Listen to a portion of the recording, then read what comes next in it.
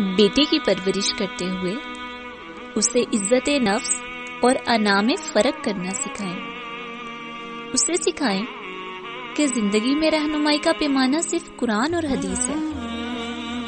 جو بات قرآن اور حدیث کی تعلیمات کے خلاف ہو اسے رد کرنا سکھائیں، چاہے وہ بات کوئی بھی کر رہا ہو. کوئی ایسا شخص جس پر وہ بہت اعتماد کرتی ہو، جس سے وہ بہت محبت کرتی ہو، اگر وہ بھی قرآن و حدیث کی تعلیمات کے خلاف بات کرے تو اس کو ہرگز نہیں ماننا. اسے اپنی ذات کی اہمیت سے آگاہ کریں. اسے سکھائیں کہ اپنے اندر موجود اچھی عادات کو کبھی کسی کے لیے نہ بدلے. اپنی خوبیوں کو جاننا اور ان پر پختہ رہنا سکھائیں.